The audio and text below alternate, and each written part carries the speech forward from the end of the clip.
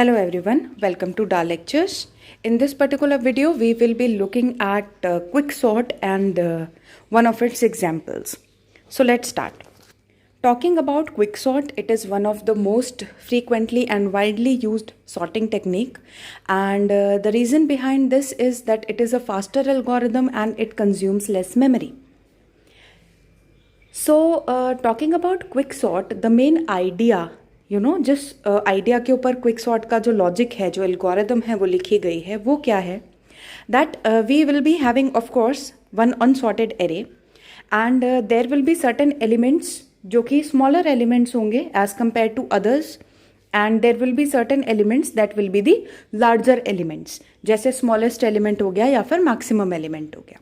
तो हम करते क्या हैं क्विकसॉर्ट के अंदर हम लोग जो लॉजिक लगाते हैं उससे हम एरे को पार्टीशन करते हैं दो हाफ्स में. So the main idea is to partition the array into two regions, right. The one region will be the left side of the array और द लेफ्ट पोर्शन, उसके अंदर सारे स्मॉलेस्ट एलिमेंट होंगे, and one portion will be the right side of the array and उसके अंदर सारे largest element होंगे. अब ये हम कैसे करेंगे ये हम देखेंगे, ठीक है. तो इसका लॉजिक जो है that will be written in the algorithm. So जो मेन आइडिया है वो ये कहता है कि लेफ्ट और राइट पोर्शन के अंदर डिवाइड कर दीजिए. लेफ्ट के अंदर छोटे एलिमेंट्स होने चाहिए कंपेयर टू वन एलिमेंट, और राइट हैंड साइड पे बड़े एलिमेंट होने चाहिए कंपेयर टू वन एलिमेंट, ठीक है. तो ये लॉजिक है. वो वन एलिमेंट क्या है ये हम अभी आगे देखेंगे. सो आफ्टर पार्टीशनिंग क्या करेंगे, लेफ्ट साइड पे और राइट साइड पे रिकर्सिवली फिर से क्विकसॉर्ट चलाएंगे. तो that is the logic behind it. Now let's see how it is been done. यहाँ पर इस आइडिया को इम्प्लीमेंट करने के लिए जो टेक्निक का यूज़ किया गया वो है डिवाइड एंड कॉन्कर टेक्निक, ठीक है.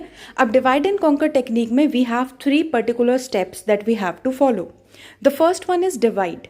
आपको एक एरे गिवन है, एरे का नाम है ए, ठीक है. अब आपको उस एरे को 2 पोर्शंस में डिवाइड करना है. देखिए उसके इंडेसेस मैंने यहाँ पे मेंशन किए हैं. कैसे ये इंडेसेस आए हम एल्गोरिथम में समझेंगे. So what we did, we just divided this array into 2 portion, that is the left and the right portion, ठीक है. कैसे कि जो लेफ्ट हैंड साइड वाले पोर्शन पे जो एलिमेंट्स हैं वो सारे छोटे एलिमेंट्स होंगे राइट हैंड साइड के कंपैरिजन में, एंड राइट हैंड साइड वाले ऑफकोर्स बड़े एलिमेंट्स होंगे. फिर उसके बाद क्या करना है, रिपीटेडली हमें ये डिवीजन वाला स्टेप परफॉर्म करते रहना है जब तक फर्दर डिवीजन पॉसिबल नहीं होता, ठीक है. उसके बाद कॉन्कर, दैट मीन्स हम लोग सॉर्टिंग अप्लाई करेंगे. मीन्स हम जो भी सब एरे बने ये लेफ्ट और राइट वाले उन्हें सॉर्ट करेंगे. And the last step is of combine, कि जब भी हमारे पास सॉर्टिंग कंप्लीट हो गई तो कंबाइन करके फिर से अपना जितने भी एलिमेंट्स हैं एरे के अंदर एज इट इज़ वो एरे जो है सॉर्टेड फॉर्म में रिटर्न हो. तो that is actually the divide and conquer approach. अब ये डिवाइड एंड कॉन्कर अप्रोच मैंने क्विकसॉर्ट में कैसे अप्लाई करी, just have a look on the algorithm. अब यहाँ पर देखिए हमारे एल्गोरिथम के अंदर 2 पोर्शन हैं. एक है हमारा क्विकसॉर्ट APR और दूसरा है हमारा पार्टीशन APR. बहुत ध्यान से देखिएगा. We have 2 functions. The first function is quicksort and the second function is partition. What quicksort does? The main driver function which divides the array until the division is possible. Quicksort पहला function है, array को sort करना है तो definitely I will be calling quicksort on APR. What is APR? A is your unsorted array and P and R are the indices, right? And quicksort जो है वो partition को कॉल करता है, ठीक है. तो पार्टीशन कब कॉल होगा, जब क्विकसॉर्ट कॉल होगी, तो इसलिए क्विकसॉर्ट को ड्राइवर फंक्शन बोला गया, ठीक है. और वो डिवीजन परफॉर्म कर रहा है क्योंकि ऑब्वियसली क्विकसॉर्ट ने पार्टीशन को कॉल करा है, ठीक है. अब बात करते हैं पार्टीशन क्या करता है. Partition places the pivot element और the fixed element on its correct position. अब पार्टीशन के अंदर हम एक एलिमेंट डिसाइड करते हैं जिसको कहा जाता है पाइवेट एलिमेंट, ठीक है, या फिर फिक्स एलिमेंट. अब पाइवेट एलिमेंट की जो करेक्ट पोजीशन होगी सॉर्टेड एरे के अंदर वो मुझे कौन बताता है, पार्टीशन फंक्शन. पार्टीशन में लास्ट में देखिए लिखा है रिटर्न i+1. ये i+1 क्या है, वो जो भी एलिमेंट हम लोग सेलेक्ट करेंगे पाइवेट एलिमेंट उसकी correct position.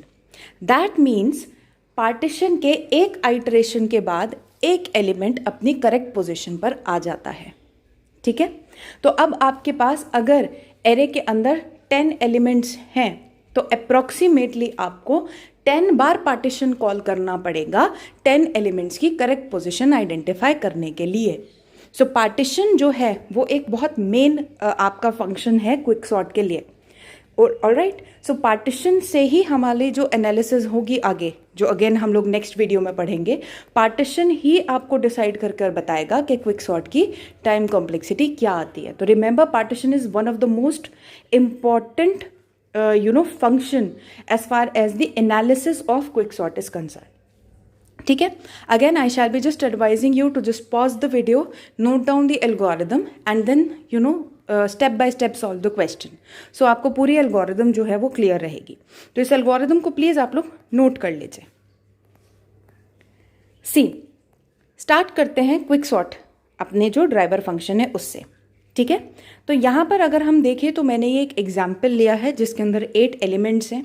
Of course A P are जो हम लोगों ने पैरामीटर्स यहाँ पे पास किए, ए आपके एरे का नाम, पी आपके एरे का फर्स्ट इंडेक्स और आर आपके एरे का लास्ट इंडेक्स। ठीक है, अब यहाँ पे क्या किया, second step says if P is less than R. देखिए, पी की वैल्यू 1, आर की value 8, definitely 1 is less than 8। ये क्या सिग्निफाइज करता है, सॉर्टिंग करने के लिए at least you should have 2 elements. बहुत ध्यान से सुनिएगा, सॉर्टिंग करने के लिए आपको कम से कम 2 एलिमेंट्स की ज़रूरत पड़ती है। अगर P और R सेम हो जाए, यानी कि आपके एरे का पहला इंडेक्स और आखिरी इंडेक्स सेम हो जाए, तो आपके एरे में एक ही एलिमेंट है and 1 element is trivially sorted. So what is the condition to have at least 2 elements in your array is that P should be less than R. Here, of course, 1 is less than 8. Definitely, we have some elements in our array to sort. So, आगे क्या करेंगे, Q के अंदर call कर दीजिए partition. तो वो अब ये कहता है कि अब आप क्या कीजिए, आप Q के अंदर पार्टीशन को कॉल कर दीजिए। ठीक है, ताकि क्या करें, हम अपने इस एरे को डिवाइड कर सकें। और फिर देखिए, 2 बार रिकर्सिवली कॉल किया गया है हम लोगों ने क्विक सॉर्ट, Q जो आपका एक एलिमेंट है उसके अलोंग पार्टीशन किया गया है। तो यहाँ पे बस मैंने ये चीज़ बताई that A is your unsorted array, P आपका पहला और आर आपका आखिरी इंडेक्स। आपको करना क्या है, एक एक करके लिस्ट को स्कैन करना है और फिर ट्राई क्या करना है, जितने भी एलिमेंट्स आप लोग स्कैन करते जा रहे हैं, ठीक है, आपको कोशिश करनी है कि आप उनको उनकी करेक्ट पोजीशन पे प्लेस कर सके। तो that is the motive behind it. So देखा हम लोगों ने कि क्विक सॉर्ट फंक्शन कैसे कॉल हुआ। ठीक है, P is less than R check करा, अब कॉल करना है Q के अंदर पार्टीशन इस एरे को डिवाइड करने के लिए। तो लेट अस सी पार्टीशन कैसे वर्क करता है। पार्टीशन की एल्गोरिदम हमारे पास ये रही। ठीक है, मैं सेम एरे को कंसिडर करती हूँ, that is my example array. अब यहाँ पर देखिए हमें करना क्या है, पार्टीशन का second step, partition A P R x is equals to A R. ठीक है, ए आर यानी कि 8th इंडेक्स पे जो एलिमेंट रखा हुआ है, देखिए 8th इंडेक्स पे जो एलिमेंट यहाँ पर रखा हुआ है दैट इज 7। तो x की जो वैल्यू बन जाती है यहाँ पे वो बन जाती है हमारे पास 7। This is my fixed element. मैं इस फिक्स्ड एलिमेंट को कंपेयर करूंगी फिक्स्ड एलिमेंट से सारे छोटे एलिमेंट्स लेफ्ट हैंड साइड पे और फिक्स्ड एलिमेंट से सारे बड़े एलिमेंट्स राइट हैंड साइड पे। तो कहा था ना कि एक एलिमेंट के अलोंग पार्टीशन होना है, वो एक एलिमेंट क्या है हमारे पास, that is this pivot element, that is 7. Now, in this particular algorithm, the pivot element is considered to be the last element, right? But it is not necessary always that the last element of your array should be the pivot element. It is up to the developer what is the requirement. You can also take the first element as your pivot element. You can also take the middle element. And there is another version of quicksort which is known as randomized quicksort, in which you can take any random indices of your array as the pivot element. But इस algorithm में हम लोग last element को consider करेंगे, but it is not necessary, right? So 7 is my pivot element, right? Now compare the pivot element with the elements from P to R-1. अब देखिए उन्होंने क्या किया है, उन्होंने ये कहा कि ये 7 जो है आखिरी एलिमेंट आपका फिक्स्ड एलिमेंट है। अब बाकी के कौन से एलिमेंट्स बचे आपके पास, 1 से लेके 7 तक के, ठीक है? 9 आपका पहला एलिमेंट और 4 तक के एलिमेंट, 7 को तो फिक्स कर दिया। तो अब क्या करना है, हमें 7 को कंपेयर करना है पहले इंडेक्स से लेकर 7वें इंडेक्स तक सारे एलिमेंट्स के साथ, ठीक है? और 7 से सारे छोटे एलिमेंट्स को लेफ्ट हैंड साइड पे रख देना है कंपेयर करके, और सारे बड़े एलिमेंट्स को राइट हैंड साइड पे रख देना है, राइट? तो यहाँ पर जो चीज़ आपको याद रखनी है अकॉर्डिंग टू एल्गोरिदम, इस this particular explanation. Please listen very carefully what you have to do. If elements are greater than x, देखिए अगर मैं एलिमेंट्स को कंपेयर कर रही हूँ 1 से लेकर 7 तक, अगर एलिमेंट पाइवेट एलिमेंट से बड़ा है then you do not have to do anything. But if the element is less than the pivot element, then increment the value of I and exchange I and j. ठीक है, देखिए for loop के बाद देखिए if aj is less than equal to x, then I is equals to I plus 1 and exchange ai and j. तो अगर element छोटा है तो आई को इंक्रीमेंट करना है और स्वैपिंग परफॉर्म करनी है. देखते हैं किस तरीके से ये कंप्लीट हुआ. जे की वैल्यू पी पर रखी गई है, देखिए जो लूप इनिशियलाइज हुआ है दैट इज फ्रॉम पी, और आई एक और इंडेक्स लिया मैंने पी माइनस 1, दैट मीन्स जे से जस्ट पहले. ठीक है, क्योंकि जे पी पे रखा हुआ है तो that is 1 minus 1 that is 0. तो आई की वैल्यू अभी 0, जे की वैल्यू अभी 1. स्टार्ट करते हैं क्वेश्चन सॉल्व करना. ठीक है, we have to check this particular thing that if aj is less than equal to x. See, तो जो सिनारियो है दैट इज दिस, हमारे पास इस कंडीशन पे एरे है j की वैल्यू 1, i की value 0. See, according to algorithm हम लोगों ने ये वैल्यू सेट कर दी. j की वैल्यू 1 है तो j पे वैल्यू क्या रखी हुई है 9. 9 को कंपेयर किया जाएगा 7 से. Obviously 9 is greater than 7. ठीक है, therefore there will be no change. Remember, when the element is greater than the pivot element, there is no change, only the loop advances. मतलब सिर्फ लूप आगे बढ़ेगा तो j की वैल्यू 2 हो जाएगी यहाँ पर. ठीक है, कोई स्वैपिंग परफॉर्म नहीं होगी. करेक्ट, आगे चलते हैं. जब j की वैल्यू 2 हो गई, ठीक है, when j is equals to 2, 2 पे एलिमेंट रखा हुआ है 6. 6 को कंपेयर किया गया 7 के साथ. We have comparing 6 with 7. 6 is small. Okay, element जब छोटा मिलता है तब क्या करना होगा हमें, इंक्रीमेंट आई. तो आई को इंक्रीमेंट कर दिया, आई कहां पर आ गया 1, 0 से 1 पर. ठीक है, एंड देन एक्सचेंज 6 विद 9. ठीक है, तो करना क्या होगा, आई पे जो एलिमेंट है और जे पे जो एलिमेंट है उसे स्वैप कर देंगे. स्वैपिंग परफॉर्म करने के बाद एरे हमारे पास कुछ इस तरीके से आया. दूसरी आइटरेशन कंप्लीट. अब क्या होगा, j की वैल्यू 3 हो जाएगी. ठीक है, j की वैल्यू 3. जब j की वैल्यू 3 हुई तो थर्ड इंडेक्स पे एलिमेंट रखा है 5. 5 को कंपेयर करा गया 7 के साथ. डेफिनेटली 5 छोटा है. जब एलिमेंट छोटा होता है तो क्या करते हैं, i को इंक्रीमेंट करते हैं. i और j पे जो एलिमेंट्स रखे होते हैं उन्हें स्वैप कर देते हैं. तो now we will be swapping 5 with 9. और दोनों को स्वैप करने के बाद जो आंसर आया that is this particular array. Next thing, iteration एक और आगे चलती है. j की वैल्यू हो जाती है 4.